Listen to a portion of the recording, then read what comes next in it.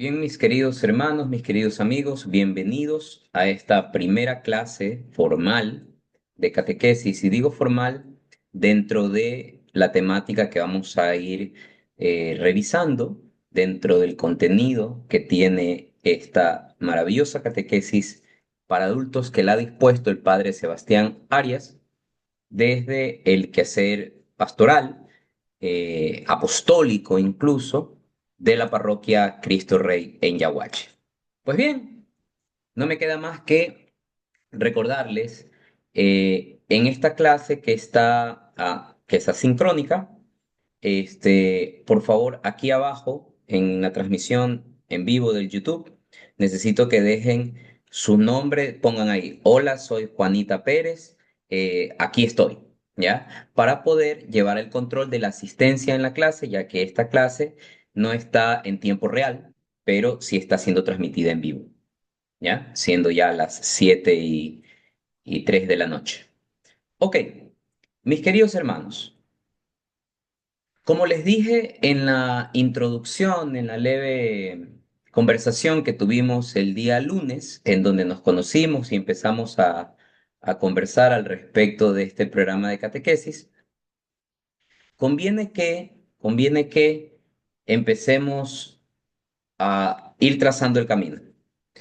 Entonces, si empezamos a trazar el camino, nos vamos a dar cuenta que, como les dije aquel día, los chicos, cuando se preparan para recibir sus sacramentos de iniciación cristiana, en el caso de la primera comunión y en la confirmación, realizan una formación de no menos de 2 años hasta 3 años. Haciendo las cuentas, para hacer el sacramento de la primera comunión son, digamos, 3 años, y para el sacramento de la confirmación son otros 3 años. Entonces, sacando la cuenta así, la cuenta alegre, nos damos cuenta de que estamos hablando de que en 6 años uno sale con una preparación más o menos adecuada para poder llevar una vida cristiana lo más o menos parecida a lo que el Señor quiere y desea de todos nosotros. Ahora bien, ¿cuál es el desafío? De que acá nos encontramos en un proceso de formación, un proceso de catequesis para adultos, que evidentemente tiene que tener una lógica distinta. Y es que, claro, no puedo yo pretender tener a un alumno mayor de edad, que ya tiene otras obligaciones, otras responsabilidades, tenerlo 3 años formándose para un sacramento de iniciación cristiana y además por una necesidad pastoral urgente. La idea es que, siguiendo el mandato de la Gran Comisión de vayan y hagan discípulos y bautícenlos en el nombre del Padre, el Hijo y Espíritu Santo, tenemos que tratar de que la iglesia alcance la gracia de Dios o llegue el alcance de Dios a través de la iglesia a muchas personas. Entonces, por eso se ha diseñado este programa de formación poco resumido, intenso pero resumido, en el que vamos a tratar de aprender y aprehender la mayor cantidad de contenido, la mayor cantidad de información. 6 años de información en 2 meses. Vamos a ver cómo nos va. Entonces, vamos a empezar por el principio. ¿Y qué es el principio cuando se habla de Dios? Hablemos de Dios. Estoy seguro que todos ustedes partimos de la presuposición, partimos de del entendimiento básico de que existe Dios, de que hay un ser supremo, de que hay una persona superior a nosotros en dignidad, en poder y en todo, a quien en adelante le vamos a ir llamando de varias formas. Le vamos a llamar Padre, le vamos a llamar Creador, le vamos a llamar Salvador incluso, pero entendiendo la lógica de que nadie ama lo que no conoce. Y conocer no siempre implica el hecho de que puedo tocar, ver, oler, sentir, sino por sobre todo, a la luz de la razón, entender que ese algo existe. Entonces, la primera forma de conocer y tratar a alguien es entender que existe, estar seguro de su existencia. Y muchos de nosotros Hablamos de Dios, de su existencia, por varias razones. Porque lo hemos sentido en nuestras vidas, porque cuando oramos sentimos la presencia de Dios, porque cuando nos pasa algo bonito sentimos el apoyo de Dios, o cuando nos pasa algo malo sentimos el consuelo de parte de Dios. Es decir, un grupo de ustedes, un grupo de las personas, partirá de la afirmación de que Dios existe porque lo ha sentido. Otros dirán, bueno, yo creo que existe Dios porque así me lo han enseñado. Desde mi hogar, desde mis padres, desde que era chiquito, se me ha inculcado el hecho de que Dios existe. Otros, siendo un poquito más sinceros, probablemente lleguen a decir, mira, la verdad es que no sé, pero creo que lo correcto es decir que Dios existe. No se me ha ocurrido en este momento como que cuestionar aquello, como todo el mundo lo dice, entonces debe ser una realidad que Dios existe. Y cuidado, en esa lógica caemos en una falacia populum, es decir, que porque la mayoría lo dice, entonces esto es. Permítanme unos pocos minutos o segundos convertirme en el abogado del diablo. Es decir, voy a tratar de hacer el papel de el Contreras. ¿Cómo sabemos que Dios existe? A ver, llevamos una vida, algunos de ustedes 20, 30, 40 y quizás hasta 50 años y quizás más, en el que decimos, sí, sí, Dios existe, Dios existe. Les haría la pregunta de rigor. Si usted está convencido que Dios existe, ¿me puede usted dar fe de ese Dios que dice que existe? Es decir, ¿lo conoce? Alguien dirá, a ver, espérate, ¿lo conozco? Habría que preguntarnos, ¿alguno de ustedes lo ha visto? Quizás alguno de ustedes dirá, como dije al principio, lo ha sentido. Pero, ¿cómo distinguir que ese sentimiento, ese sentir que hemos tenido, sea realmente Dios? Y no sea producto de nuestra imaginación y no sea producto de alguna fuerza media extraña por ahí. ¿Cómo podemos nosotros dar fe y asegurar de que Dios existe? ¿Cómo podemos estar seguros de que Dios existe? Ustedes dirán, oye, Mickey, después de tantos años de vida, recién me vienes a cuestionar esto que yo ya creo. Yo soy mucho de la lógica de que tenemos que ser seguros de lo que creemos. Entonces conviene hacer este cuestionamiento. ¿Cómo sabemos que Dios existe? ¿En qué nos basamos nosotros para afirmar que hay un ser que existe? Que ese ser es creador, supremo, superior a nosotros. Ok, vamos a ver, empecemos por el principio. Ciertamente, desde el punto de vista del entendimiento filosófico, hay dos principios en los cuales nos podemos nosotros anclar. El primero es el principio de la casualidad. ¿Qué dice el principio de la casualidad? De que todo ocurre por casualidad, de que todo ocurre por azar, de que todo tiene en sí mismo implícito un componente estocástico. ¿Qué significa esto? De que todo es a la suerte, de que si ahorita yo estoy sentado y no me he caído es porque tengo suerte, porque probablemente en un evento aleatorio, esta silla se puede ir para atrás, yo caerme y ustedes tener un momento muy divertido. Es decir, podemos nosotros partir de un principio de casualidad, de que todo, absolutamente todo, es un azar, es una probabilidad, es una estadística que tiene en el fondo un componente importante que se llama la incertidumbre. Paréntesis, mi título es ingeniero en estadística, entonces por eso soy un poco traumado con estas cosas. ¿Cómo se define la probabilidad? La probabilidad se define como la medida de la incertidumbre, es decir, la probabilidad, que es un elemento matemático, busca tratar de medir lo que es incierto. Y fíjense lo atrevido que significa medir lo incierto, porque uno puede medir una pared, porque la pared es absoluta, está ahí, es materia, ocupa un espacio, la puedo medir. Yo puedo medir la estatura de mi hijo, porque mi hijo está ahí, porque existe, porque es materia, porque lo puedo ver, lo puedo tocar, lo puedo medir, lo puedo pesar. Pero ¿cómo hacemos para medir lo que es incierto? Por ejemplo, muchas veces nosotros en nuestras relaciones de pareja decimos, ay, mi amor, te amo. Y la otra, yo te amo más. Y yo diría, bueno, ¿y qué tanto más? el doble, el triple, 4 veces. 2 veces respecto de qué? ¿Cuánto me amas? Y claro, muchos románticos dirán, bueno, yo te amo de aquí hasta la luna, yo te amo de aquí hasta el sol, yo te amo de aquí hasta Júpiter. Sí, pero a ver, ¿estamos conscientes que estamos tratando de medir algo que no se puede medir o que aparentemente es difícil medirlo desde la luz de la razón? Por eso estos científicos locos matemáticos se han inventado un concepto de probabilidad que busca tratar de medir algo que es incierto. Cuando yo digo la probabilidad de que caiga un asteroide, ¿se puede hacer ese cálculo? Sí, y va a dar un valor entre 0 y 1. 0,14, me invento. Es decir, que de cada 100 veces que ocurra esta realidad, en 14 veces nos va a caer un asteroide. Esa es la probabilidad. Pero en sí mismo, el evento de que caiga un asteroide es incierto. Los sentimientos son eventos subjetivos.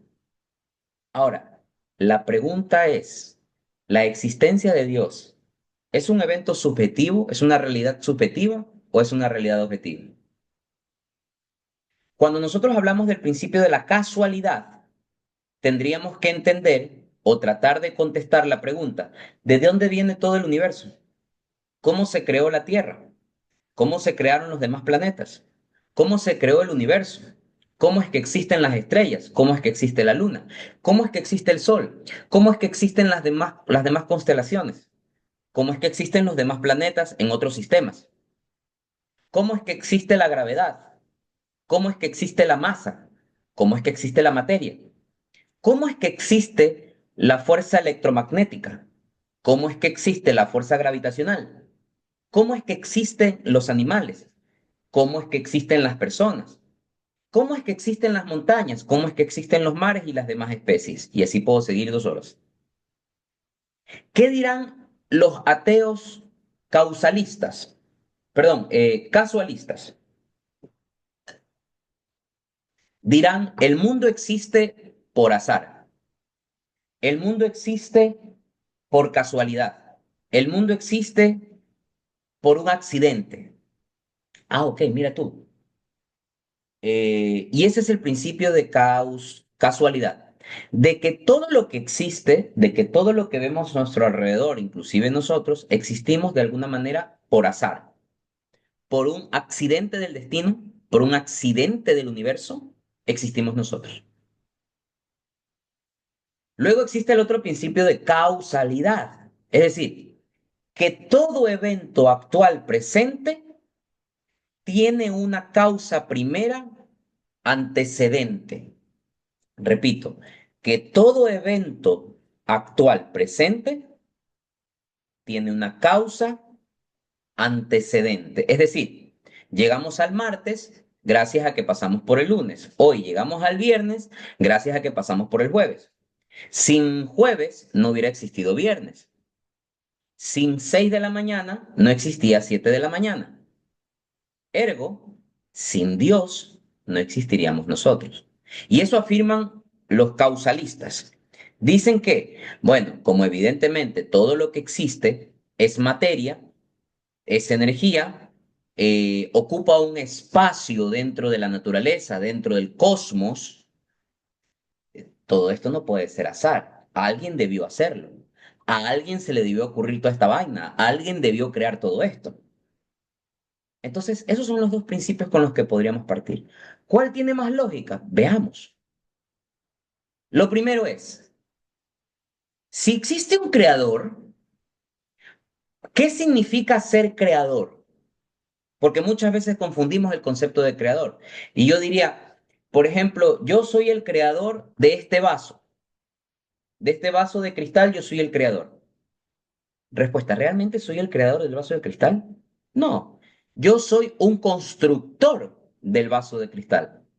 ¿Por qué no creador? Porque para ser creador yo he debido poder realizar esta obra de la nada, que encima de la mesa no haya nada, pero no es así. Para yo poder hacer este vaso, tendría que haber tenido primero vidrio líquido, tendría que haber tenido un molde, Luego que tenía el molde, tendría que haber tenido un marcador para poder escribir las letritas que dice aquí. Entonces, ¿y quién creó el molde? ¿Y quién creó el vidrio líquido? ¿Y quién creó el marcador? Y vamos a ir siempre hacia atrás, hacia atrás, hacia atrás, hacia atrás. Yo soy un creador de vehículos. No, papito lindo, porque tú no creaste el vehículo desde cero, tú lo fabricaste. Y fabricar implica el hecho de realizar algo con ayuda de medios disponibles en el presente. Yo soy el creador de este plato de comida. No, mamita linda, usted no creó ese plato de comida, usted lo fabricó, usted lo elaboró, porque usted no creó la papa desde cero. Usted no creó las legumbres desde cero. Usted no creó a la vaca desde cero.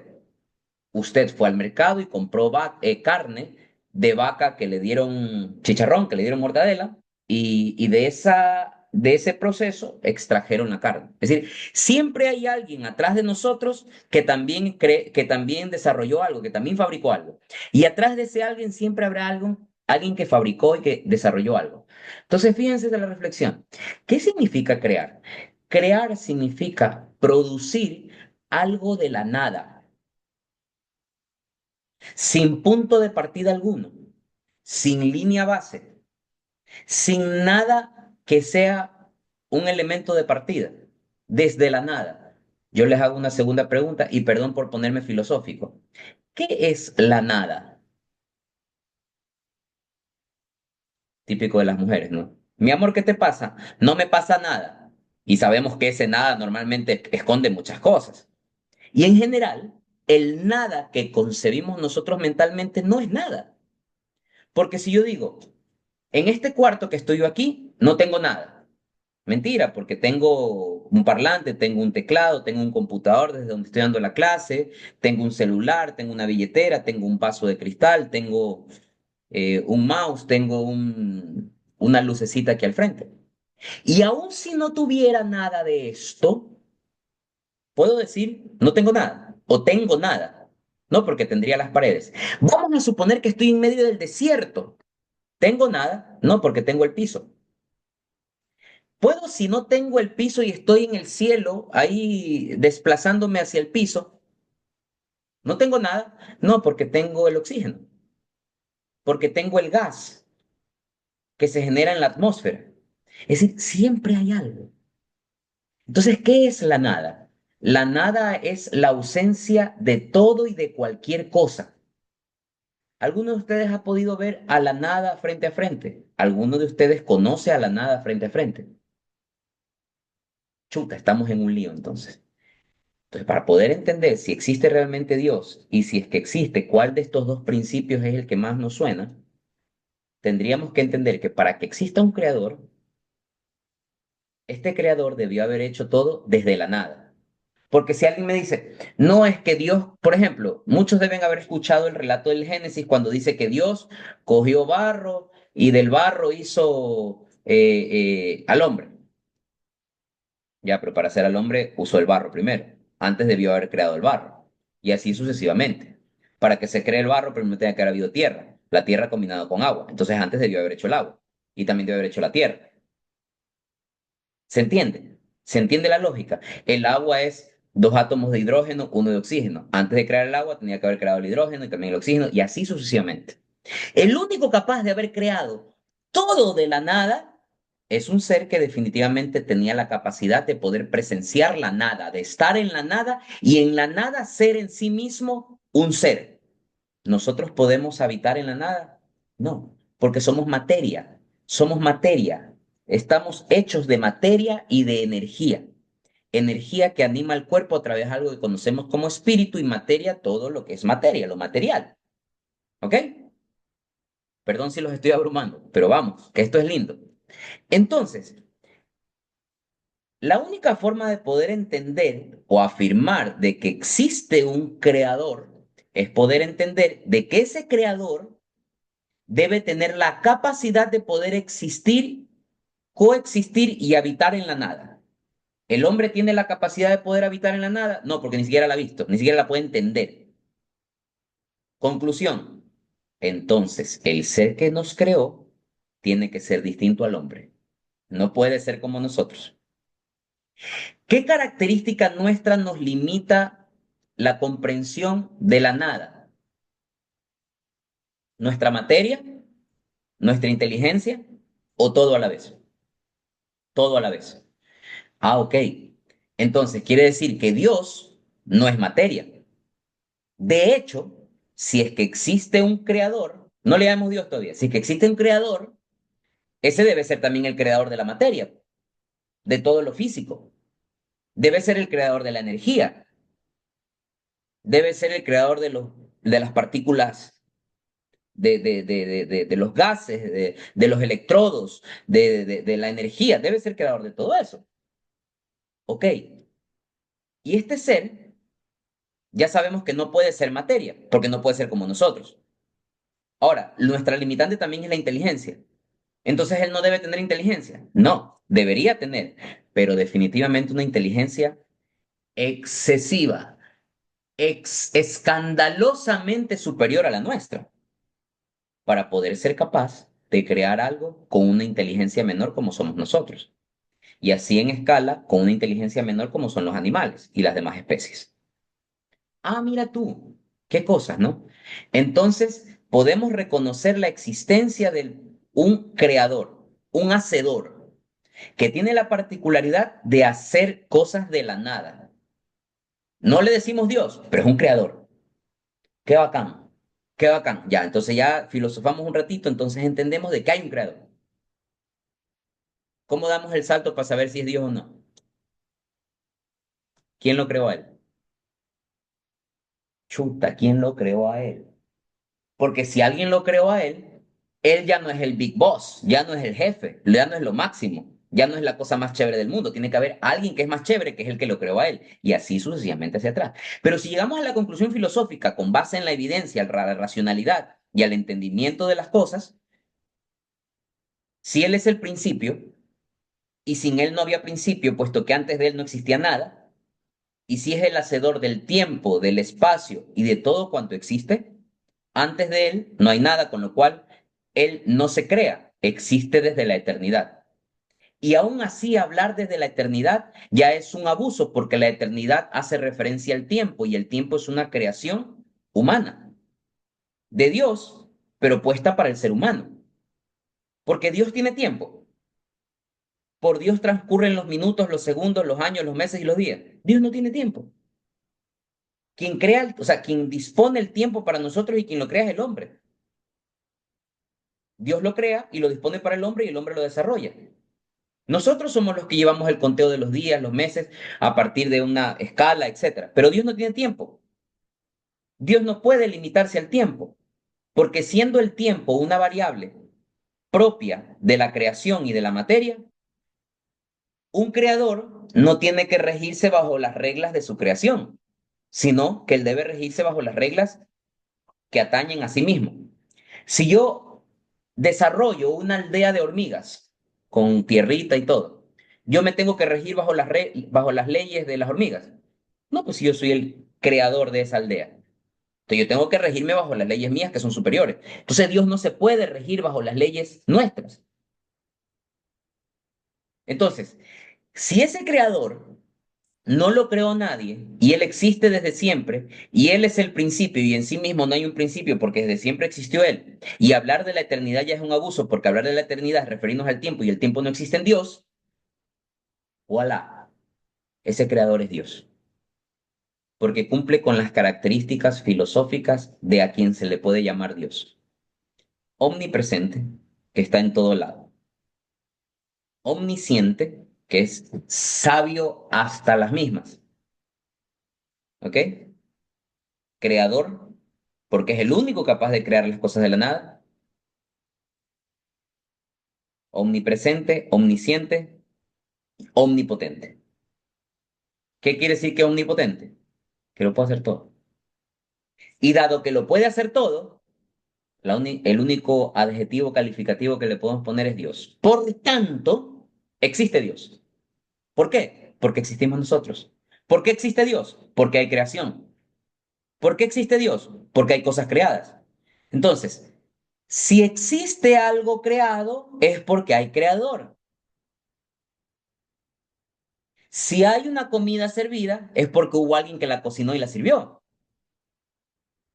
Esto no puede ser producto del azar, porque si fuera producto del azar, aún bajo el principio de casualidad, ok, chévere, fuimos creados bajo el principio de casualidad, porque vinieron dos asteroides gigantes, chocaron y se generó una explosión, una expansión que a lo largo de millones y millones de años fue dando forma a todo lo que hoy existe, lo que llaman la famosa teoría del Big Bang, que muchos científicos ateos dicen, no, yo no creo en Dios, yo creo en la teoría del Big Bang. Mijo, ¿sí saben quién fue el creador de la teoría del Big Bang?